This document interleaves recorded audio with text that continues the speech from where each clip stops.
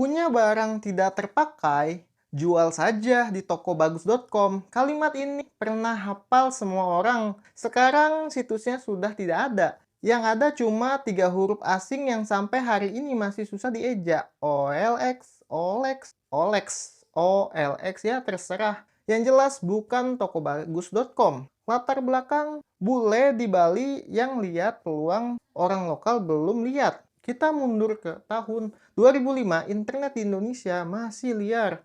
Kalau mau jualan barang bekas, pilihannya cuma 2. Pasang iklan di koran, bayar per baris, atau masuk ke Kaskus forum jual beli yang keras dan penuh drama. Iklan tenggelam kalau tidak disundul tiap jam. Tidak ada sistem, tidak ada perlindungan, tidak ada yang bisa dikendalikan. Di tengah kondisi itu, 2 pemuda Belanda, Arnold Sebastian dan Erik Remkon, melihat peluang yang orang lokal belum memperhatikan. Mereka terinspirasi dari perkembangannya Amazon di Amerika, lalu melirik Indonesia, negara kepulauan besar dengan penduduk yang banyak, sebagai tempat yang tepat untuk situs jual beli online. Arnold memilih nama toko karena setiap pengguna bisa punya halaman tokonya sendiri dengan kata bagus, karena ia sering mendengar kata ini nama-nama toko di jalanan Indonesia. Sederhana, melokal, dan itu bukan kebetulan. Itu adalah keputusan sadar dari orang asing yang justru lebih paham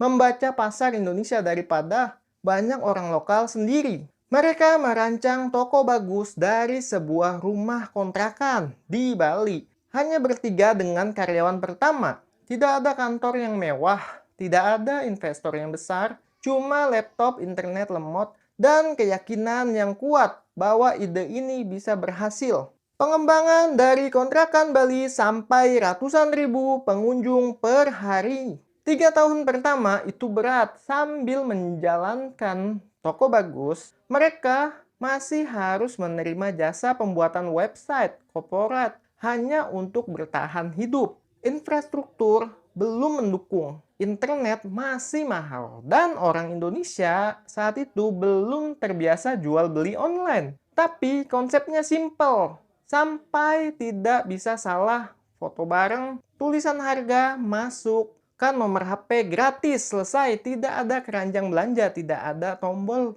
beli sekarang. Sistemnya murni manusia ke manusia. Kamu pasang iklan, calon pembeli telepon, kalian ketemuan, bayar cash dari tangan ke tangan. Disitulah yang mereka sebut COD. Bukan kurir yang datang ke pintu rumahmu, tapi 2 orang asing yang janjian di Indomaret.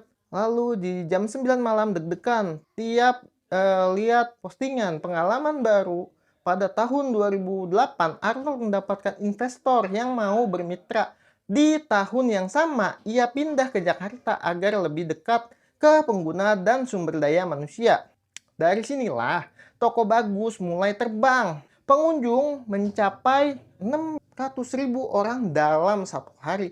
Dengan transaksi hingga 1,6 triliun per bulan. Mereka promosi lewat televisi nasional, radio, stiker di berbagai setiap event yang mereka hadiri. Tagline-nya merasuk ke kepala semua orang, dari anak SD sampai ibu-ibu yang baru pegang smartphone pertama. Cara tepat, jualan cepat. Di tahun 2012, Toko Bagus sudah memiliki lebih dari 3 juta anggota, 1,4 juta jual beli barang. Itu bukan lagi sekedar situs, itu sudah jadi budaya. Pokok masalah diakuisisi di puncak kejayaan, lalu namanya dihapus. Dan disinilah ceritanya mulai menyakitkan. Pada tahun 2012, Naspers, grup media besar asal Afrika Selatan yang juga memiliki OLX Global, resmi membeli 65% saham Toko Bagus. Arnold dan Remkon tetap di posisi mereka sementara,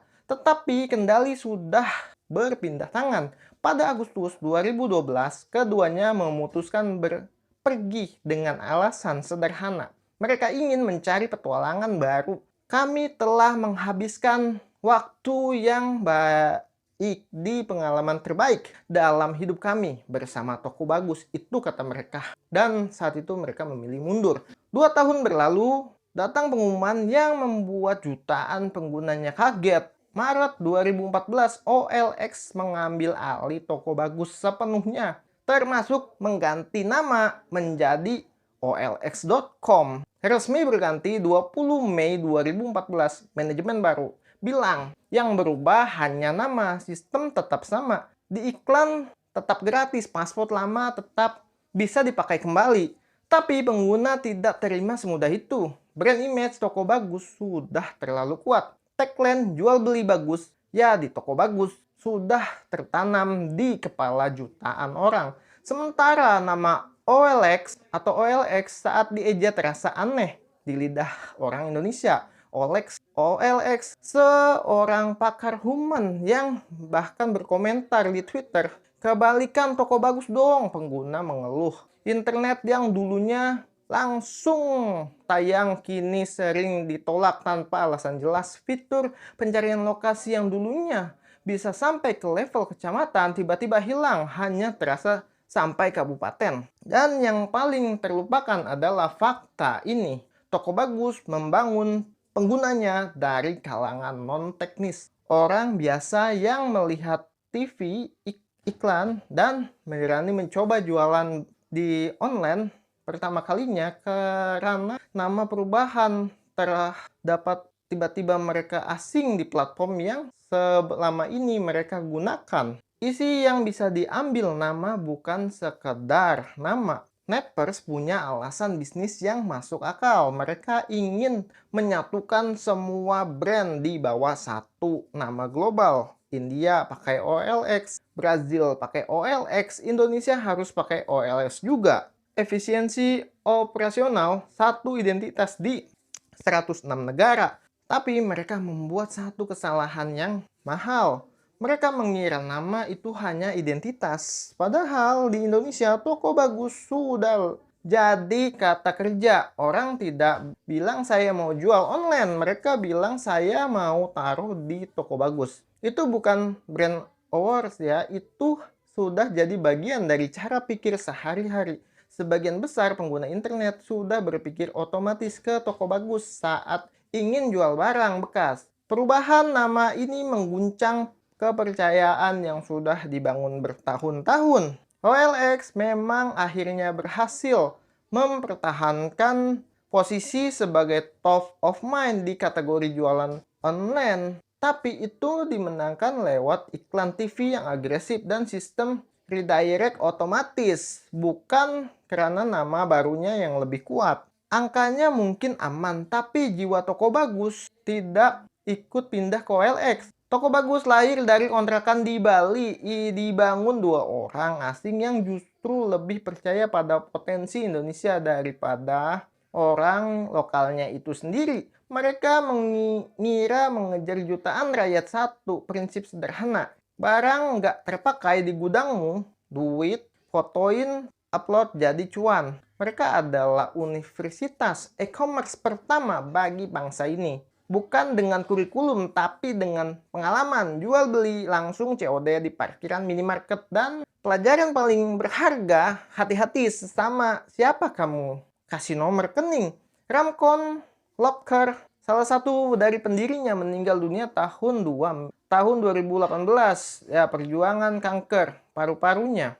Ia pergi tanpa sempat melihat sampai mana cerita itu mulai. Dari kontrakan itu akhirnya berakhir. Arnold pernah bilang, kalau orang bicara American Dream, saya selalu bilang di sini ada Indonesia Dream. Saya datang kosong, sekarang jadi seseorang. Nama Toko Bagus memang sudah terhapus dari internet, tapi ia tidak bisa dihapus dari ingatan siapapun yang pernah deg-degan menunggu telepon dari calon pembeli pertamanya. Kalau kamu penasaran bagaimana merek lokal lain dibangun dari nol, diambil alih asing, nonton video yang ini. Tunggu, sebelum klik itu jangan lupa subscribe. Saya Bang Mor, arsiteknya toko, cek gambar merek juga.